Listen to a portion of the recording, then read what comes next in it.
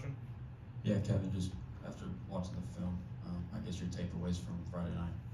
I think coming out of that game, I thought the goal was to play for each other on that game against Michigan State, and I thought the guys, they played for each other. Like they didn't want to let each other down, and that was one of our only key to victory was when at the end of the day, you could look at your teammate and say, I did everything I could, and I think they did that. So I think obviously it was a tale of two halves. I think it was.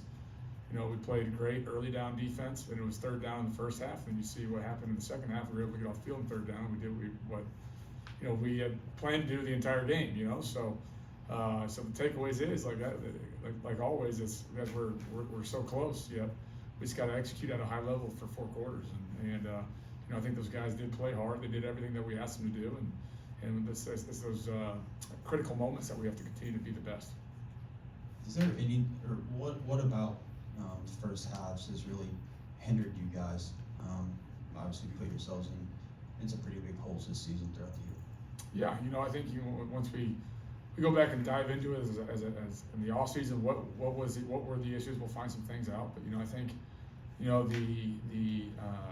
got to start fast. That's always a big deal for us. Like we stress it throughout the course of the week. It's the first quarter, whether it's the first quarter, second quarter, third quarter, whatever it is. Like we have to be able to start fast and continue that success. Hopefully, So I think it goes back to execution on third downs, and we had opportunities in the first drive. We had 2 third downs where one was if they caught the ball in the zone, the other one would miss a tackle, and next thing you know they're scoring a touchdown. So if we can just do a great job early downs and then finish the drives off, we'll be in a good spot. Obviously, they got a lot of new pieces on the other side this coming week, new scheme and everything like that. Mm-hmm. Is there anything you can take away from last year's game heading into Saturday? I think there's some familiar pieces up there. There's a couple guys up front that are still there, but by and large, everybody else is new, So, it's a different team. It's a different year, obviously. It's the same university, but it is a completely different team, And I think, this offense is built on execution, and they do a pretty good job of executing down the field. So, I think these guys are still excited for the challenge. At the end of the day, it is still Indiana, and it's a trophy game where our guys are fired up for, and that hopefully they can continue to battle for one more shot here. Obviously, while the names are the same, on the uniforms, the rosters have changed a lot since last year. What's maybe the thing that stands out to you the most of what's different now for Indiana offensively than what you faced a year ago?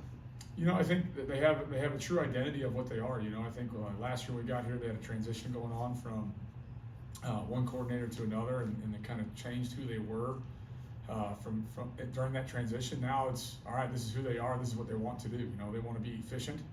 They're going to run the ball and RPO and do these things. So you have an idea of what they're going to do. Now it's just a matter of us going out there and executing and stopping it. So a lot of these guys had familiarity coming from James Madison with them. I think the quarterback's done an unbelievable job coming in from Ohio and learning the system and orchestrating this offense down the field and putting the ball where it needs to go. But there is a lot of familiarity with some of these guys on this roster with this scheme, which helps. So we've got a great challenge about us, and we'll see what happens. I feel like we've asked some version of this question probably a few times this year, but as you look back on the full season, up through that first half, is there anything that stands out to you as why the third downs are just so chronically a problem this year? I think once we go back and look at everyone, I get a synopsis every week of all right, wins, losses, and what was the issues, and whether it was a missed tackle or an execution error or whatever it may have been, it hasn't been just one, and as coaches, that's where we have to find a way to be better for our players, to get them in a situation where if they can't do certain things, we can't expect them to do it again, So whether it's helping in coverage, whether it's a certain pass rush technique, whatever it is, we've got to give them tools to have success. And I think too, like you'll see guys, guys got to make plays too, and we can put them in the right call, but we got to put them in positions to execute the call as well. So it's a plethora of things, and we've got to go back and every week it's going to the drawing board to figure out what we got to do better. When the culprit's that hard to define, I guess, what do you feel like is the biggest priority between now and the start of next season for this defensive staff to correct that issue? I think as we go forward, obviously, it all starts with who you got, right? So we got to make sure we got what we need to run the things that we want to run, and then obviously we got to keep stressing the fundamentals and techniques, because at the end of the day, it doesn't matter what you call it. It's going to boil back down to fundamentals, and guys are executing their job, doing their jobs the best, are ones with great fundamentals. Whether it's your takeoff on a pass rush, whether it's your technique in your press, it goes on and on and on. And once those guys have confidence in their technique, then they're going to play confident. So I think just going back to the basics and becoming a better fundamental football team is going to take us a long way. Early in the season, I think we talked about the depth this defense had compared to last year, and now it's getting stretched kind of thin. How challenging has this been in defensive line, for example, last game, to just get guys who haven't played a lot of reps to get in there and make plays? Yeah, I think you saw kind of how we had to adapt. There's a lot of different things going on up front. So, but ever since fall camp has started, there's always been this, and that's football though, right? There's always injuries. There's always something going to happen, and I think the trick in the modern college football is because of who has the best depth, and who's going to be able to go because of the rosters and how like people in and out of this thing. Just who are those guys, right? And I think you're seeing us play a lot. We've got a lot of young guys playing, and whether it's a young guy that's a freshman, or it's a young guy that just playing experience-wise, whether it's a transfer that didn't have a whole lot of experience in the last place he was at, or just coming out of high school. I think you're seeing that right now, and guys are kind of getting, like baptized under fire right now as they're going out there and doing some things. But it's always a challenge. Who do we have this week, and how can we make this thing work? But that's my job, right? We gotta find a way to make these guys play hard and put them in the best possible situations to have success.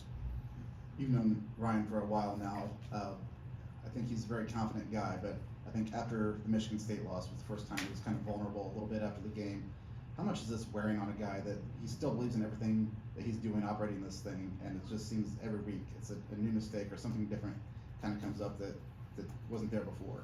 Yeah, I mean, shoot, there's nothing that myself or their staff would not do for Ryan Walters. Ryan Walters is an unbelievable human.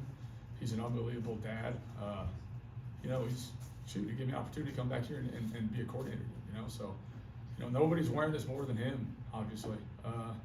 And it just sickens me to know that we are where we are right now because of the guy that he is. And how much he puts into this whole program. He's more than a boss. He's a good buddy of mine, and we want more for it, obviously. So. Kevin, was the second half Saturday maybe the best you think the defense has played outside the Indiana State game this year? Yeah, they did well, and we were able to execute, and I go back to that game. It was in the first half, early downs. We were doing a great job. We were getting into third downs. It was just converting on third downs, right?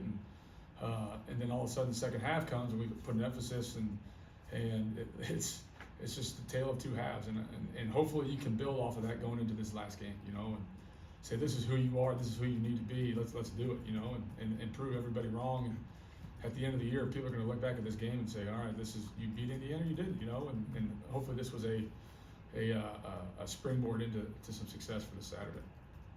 Has this been the toughest year you've ever had as a coach? It's definitely up there. It's definitely tested the resolve. But I think I said this earlier in the year. It's tough times never last. Tough people do, and I feel like I know what I am as a coach, and it's tested me a lot this year. With how we orchestrate as a leader, as a manager, as a teacher, as a coach, shoot it as a father and a husband, because this job is demanding, and you take stuff home, you try to leave it at an office, but it's all the same as, right? So, I give props to my wife and shoot my kids and everybody else that have to listen to everything else. That's the part that eats at the most is I can handle media, I can handle fan pages and everything else, but when your kids are looking at you, that's a whole other story. Any more questions for Coach Kane? All right, thank you, Coach.